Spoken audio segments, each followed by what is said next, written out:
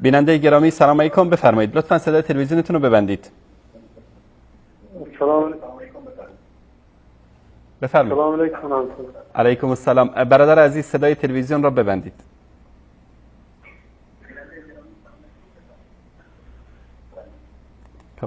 تماس بعدی از تاجیکستان. بله سلام علیکم.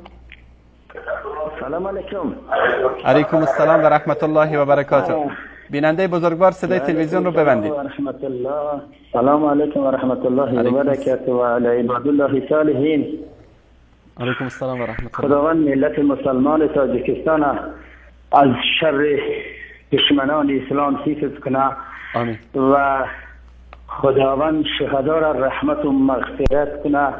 آمین. ما این برنامه های شما را میبینم خیلی خرسند بشم که شما همچون یک نفر به درد و غم ما شریک شده اید، اما متاسف از آن هستم که شما این نفرهایی که از علم از درد نسبت دین مبارک اسلام سخن میگویند آنها را تحقیق نمیکنید همچون یک دانشمند، همچون یک برنامه ریز، چون که اصلا گفته های اینها ریشه در حقیقت ندارد.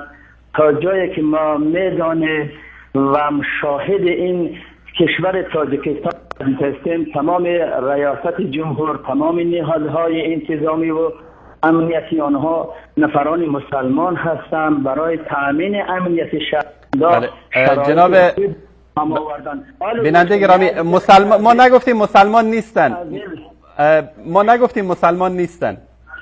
نه، یک دقیقه عزیز من گوش کنید. شما نسبت برادر دانشمند و فاضل حنف مذهب ما عبدالله محقق سخنهای نادرست و به منطق گفته عزیز من، چون اون زاده آقای محترم میبخشید، شما چرا از تلفن عبدالله محقق زنگ زدید؟ شما چرا از تلفن ایشون زنگ زدید؟ بله من یک نفر دیگر هستم. شما نوکر ایشون هستید، شما از تلفن اون زنگ زدید. بذار گوشی رو بدید خودش صحبت کنه. آقای محترم نفاق بس است. ملت تاجیکستان از نفاق شما خسته شدن. نفاق بس است. بیایید چهره واقعی خودتون رو آشکار بکنید. من از شما اگر جرأت دارید میپرسم نظر شما در مورد کسی که امام ابو حنیفه رو میگه ناصبی است، کافر هست، کشتنش واجب هست، نظرتون در مورد این شخص چیه؟ خامنه ای میره در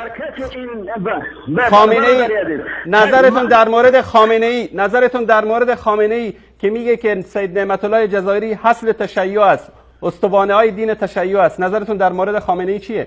اگر که واقعا شما راست میگید نظرتون. بله من عبدالله محقق هستم حاضر. من از رنگ خامنه‌ای و رافضی چه بیزار هستم. من کسی که لعنت به صحابه ها میگه، به مادرمون عایشه رضی الله تعالی میگه دشمن است، دشمن اسلام است، اما متاسفانه پس چرا دروغ گفتید؟ در مصاحبه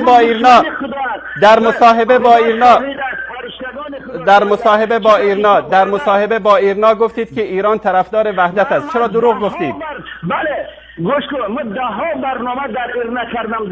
من کارشناس هستم برادر عزیز. شما تهمت نکنین من در تاجیکستان تعلیم گرفتم. همه شهروندان تاجیکستان به حال خودم میکنند که تهمت نکنید. آقای عبدالله محقق، ایرنا خبرگزاری رسمی ایران دروغ گفته یا شما دروغ گفتید؟ یکی از این شما دو تا دروغگو هستید. کی دروغ میگه؟ من دروغگو نیستم برادر عزیز. شما وقتی که نسبت یک مسلمان تهمت میکنین این جنایت هست. از من برادر در تاجیکستان وضعیت خوب است. یگان شیعتی است. من از شیعت تا قیامت بیزار هستم. من شاگردای حضرت عمر فاروق هستم. توی خیلی تحصیه ندن محترم. آقای عبدالله محقق در مصاحبه با ایرنا خبرگزاری جمهوری اسلامی، خبرگزاری رسمی، گفته که ایران طرفدار وحدت است و جریان سلفیت و جریان گوش کن حرفمو قطع نکن، گوش کن. و جریان سلفیت مشکل اساسی تاجیکستان است. مشکل اساسی تاجیکستان برداشتن حجاب، منع کردن از مساجد، بستن مساجد، ممنوع سفر کردن حج کمتر از 35 سال و هزاران مشکلات دیگری که امروز ملت تاجیکستان بیان کردن. شما یعنی من نمیدونم شما دارید دروغ میگید یا آژانس خبررسانی رسمی جمهوری اسلامی ایران ایرنا داره دروغ میگه. از این دوتا یکی دروغ میگن.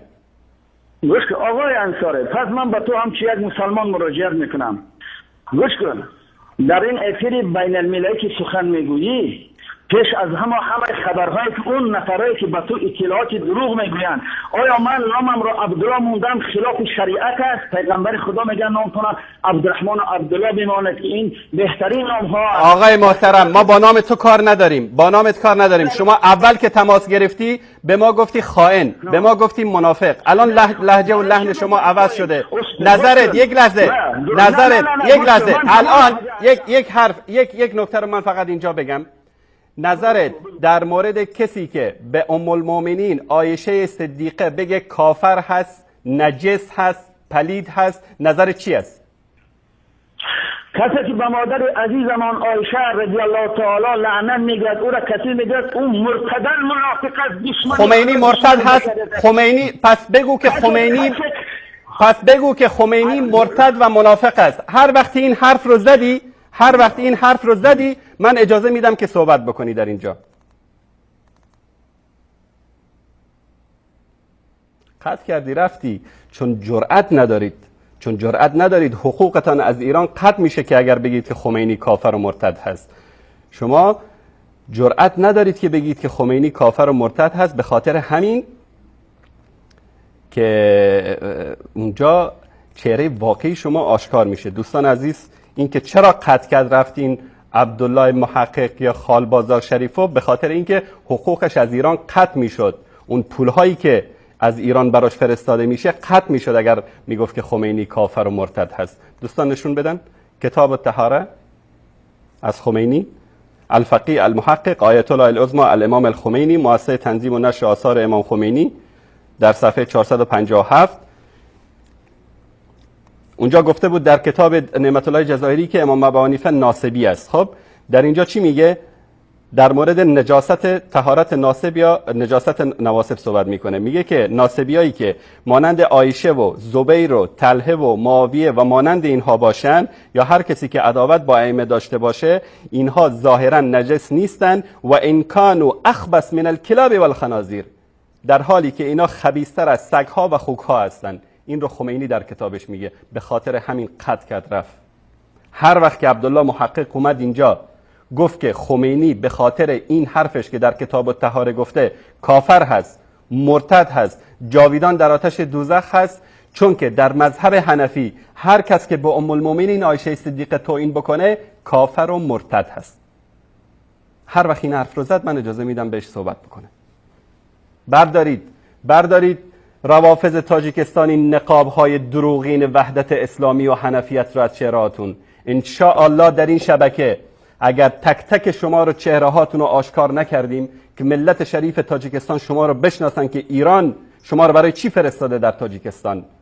شما به دنبال روزی هستین که حکومت تاجیکستان رو به دست بگیرید و ملت شریف تاجیکستان رو همان گونه که در عراق و سوریه اهل سنت رو قتل عام کردن همان گونه قتل عام بکنید. این دستور خمینی است برای شما، این دستور خامنه ای است براتون.